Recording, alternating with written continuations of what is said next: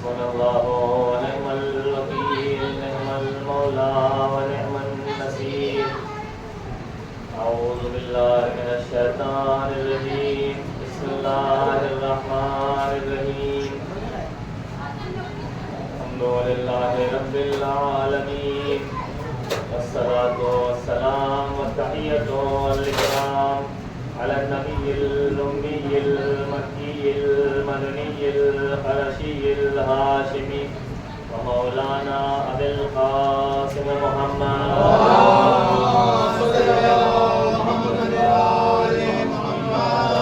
الطيبين الطاهرين المعصومين المظلومين المنتخبين المنتجبين الذين أذهب الله عنهم الرجس وطهرهم تطهيرا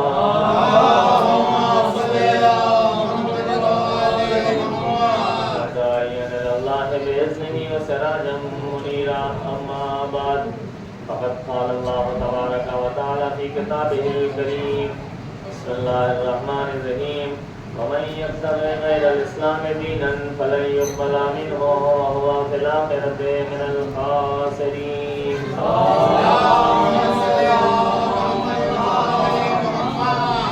عزیزان محترم، عیسائی کریمہ کے ذیل میں کچھ باتیں جس سے پہلے کی مجلسوں میں آپ کی خدمت درج کیا. ظاہر ہے کہ آج موقع نہیں ہے کسی تفصیل کو بیان کیا جائے، بس 2-4-5 منٹ مختصر طور پر، اور اس کے بعد ہم کے مسائل کہ پروردگار عالم نے ارشاد فرمایا کہ جو بھی دین اسلام کے علاوہ کوئی دوسرا دین اختیار کرے گا تو وہ دین اس سے قبول نہیں کیا جائے گا. وَهُوَ فِي الْآخِرَةِ مِنَ الْخَاسِرِينَ. اور ایسا شخص جب اس دنیا کی چند روزہ زندگانی کو گزار کر آخرت کی منزل کا قدم رکھے گا تو وہاں گھاٹا، نقصان اور خسارہ اٹھانے والوں میں ہوگا. اب دیکھیں کہ خدا کا پسندیدہ دین دین اسلام ہے.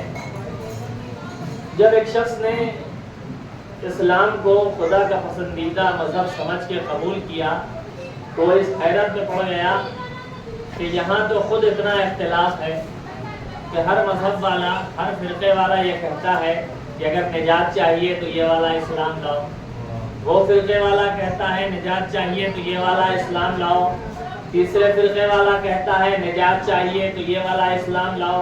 وہ بیچارہ اسلام لا کے پریشانی کی عالم میں ادھر ادھر دیکھ رہا تھا کہ اس کی نظر دور بیٹھے ہوئے ایک شخص پہ پڑی. اس نے کہا بھائی کیوں پریشان ہیں؟ کہا میں اسلام لایا کہ میں نجات پا جاؤں، مگر یہاں تو ہر فرقے والا کہتا ہے کہ نجات چاہیے تو یہ اسلام لاؤ، نجات چاہیے تو وہ اسلام لاؤ، نجات چاہیے تو وہ اسلام لاؤ.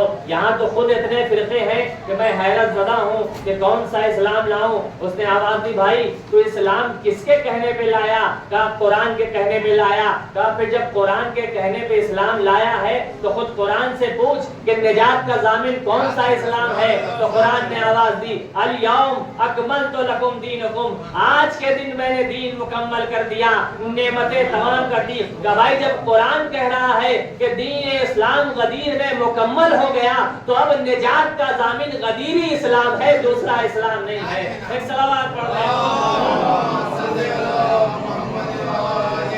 معلوم ہوا کہ انسان کو کوئی دین جو اسلام نجات دلا سکتا ہے وہ صرف اور صرف غدیری اسلام ہے. نہ جانے دنیا کو اس غدیر سے کیا دشمنی تھی کہ دنیا نے یہ چاہا کہ ہم اس غدیر کے ذکری کو مٹا دیں گے. آپ دیکھیں کہ اسلام کی اتنی جنگیں ہوئیں، جنگ بدر، جنگ احد، جنگ خیبر، جنگ حنین. آپ مسلمانوں کے بچے سے کہیے کہ جنگ بدر نہیں ہوئی تھی، کہے گا کیسی بات کر رہے ہیں آپ، ایک تاریخ کو جھٹلا رہے ہیں. جنگ احد نہیں ہوئی تھی، کہے گا آپ ایک واضح سی تاریخ کو جھٹلا رہے ہیں. لیکن مسلمانوں کا بچہ یہ نہیں جانتا کہ غدیر کوئی چیز ہے یا نہیں ہے. ایسا کیوں ہوا؟ جبکہ غدیر میں 1,24,000 کا مجمع تھا، اس کے بنسبت دوسرے جنگوں میں انگلیوں پہ گنے جانے والے لوگ تھے. تو آخر کیا وجہ ہے کہ مسلمانوں کا بچہ غدیر سے ناواقف ہے لیکن دوسری جنگوں کے بارے میں جانتا ہے؟ اچھا اس کے بنسبت دیکھیے جس جنگ میں، جس واقعے میں زیادہ لوگ ہوتے ہیں، اس کے راوی زیادہ ہوتے ہیں تو زیادہ لوگ اسے جانتے ہیں. لیکن اس کے بنسبت کربلا کے واقعے میں تو کوئی 72 لوگ تھے. ہاں لیکن واقع کربلا کو آج مسلمان کا ہر بچہ جانتا ہے، لیکن غدیر جس کے راوی 1,24,000 تھے، اس کو کوئی نہیں جانتا، مسلمان کا بچہ بھی نہیں جانتا کہ غدیر کا کوئی واقعہ ہوا یا نہیں ہوا، لیکن کربلا کے واقعے کو ہر کوئی جانتا ہے۔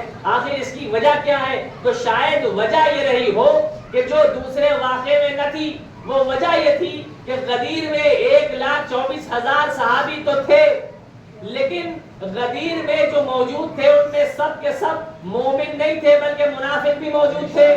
لیکن کربلا کے واقعے میں 72 صحیح، لیکن کربلا کا واقعہ اس لیے نہ بلایا جا سکا کہ کربلا کے واقعے کو ایک زینب مل گئی جو دوسرے واقعے کو نہ مل سکا۔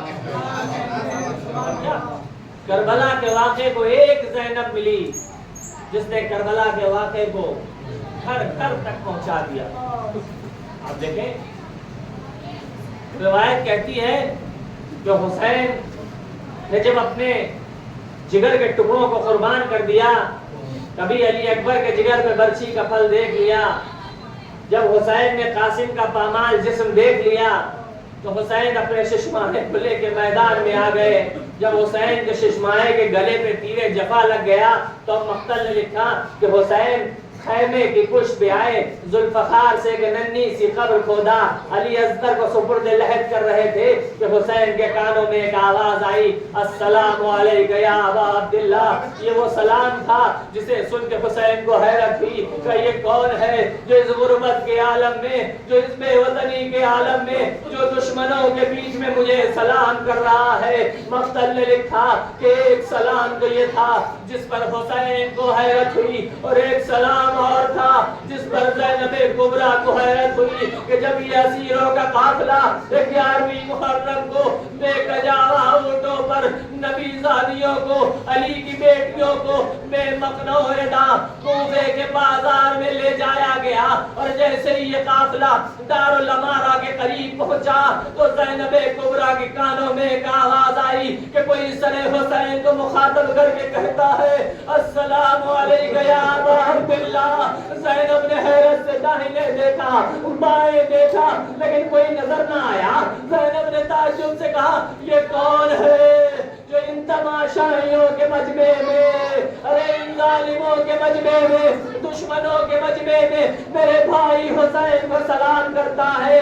کہ ابھی زینب اسی تعجب کے عالم میں تھی کہ زینب کے کانوں میں آواز آئی، السلام علیک یا بنت رسول اللہ، السلام علیک یا بنت علی المرتضی۔ اے نبی کی بیٹی، آپ پر بھی ہمارا سلام، اے علی مرتضی کی بیٹی، آپ پر بھی ہمارا سلام۔ ایک مرتبہ زینب نے حیرت کے عالم میں نظر اٹھایا تو کیا دیکھا کہ دارالامارہ کے دروازے پر ایک لاش لٹکی ہے، ارے جو کبھی حسین کو سلام کرتی ہے، کبھی زینب کو سلام کر رہی ہے۔ زینب نے کہا، تو کون ہے جو کبھی میرے ماجائے کو سلام کرتا ہے، کبھی مجھے سلام کرتا؟ کہے بی بی، ارے میں آپ کا غلام مسلم ابن عقیل ہوں، ارے میں کب سے انتظار کر رہا تھا کہ میرا آقا حسین آئے، میری بی بی آئے تو میں انہیں اپنا سلام عرض کروں۔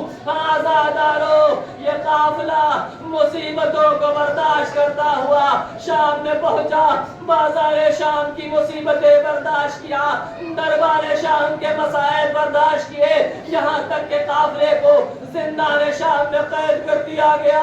اور وہ موقع بھی آیا کہ جب یزید کی طرف سے اہل حرم کو آزادی کا پیغام سنایا گیا، زینب کبریٰ نے کہا، ارے پہلے ہم اپنے بھائی کا ماتم کریں گے۔ زینب نے فرش عزا بچھا دی، شام کی عورتوں کو جمع کیا، اپنے بھائی کا ماتم کیا۔ مقتل نے لکھا، جب یہ قافلہ روانہ ہونے لگا تو زینب نے شام کی عورتوں کو جمع کیا اور کہا، بیویوں دیکھو، ارے اس قید خانے شام میں ہم اپنے بھیا کی ایک امانت چھوڑے جا رہے ہیں، ارے جب بھی تمہیں موقع ملے اس کی زیارت کو آنا، اس کی قبر پر شمع جلانا۔ آزادارو، یہ قافلہ روانہ ہوا، بالآخر ایک ایسے مقام پہ پہنچا جہاں سے دو راستے جاتے تھے. ایک راستہ کربلا ہو کے مدینے جاتا تھا.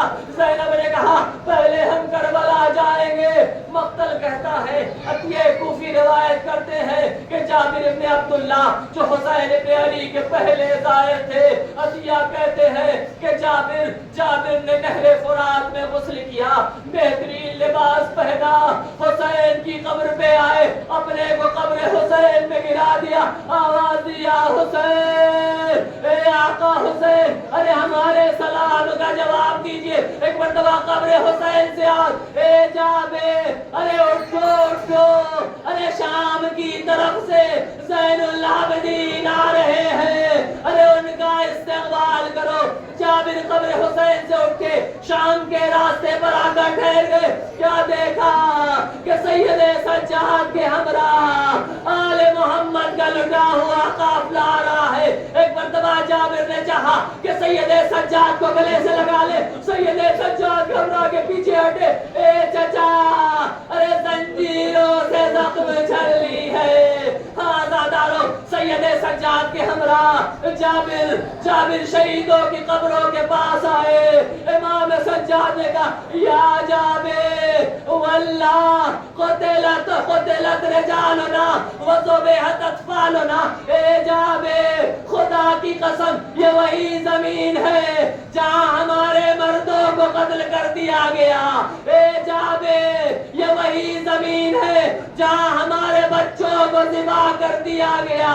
اے جابر, قسم خدا کی یہ وہی زمین ہے جہاں ہمارے خیموں میں آگ لگائی گئی, جہاں نبی زادیوں کے سروں سے چادریں چینی گئی. اے جابر, یہ وہی سرزمین ہے جہاں فاطمہ کا مرادر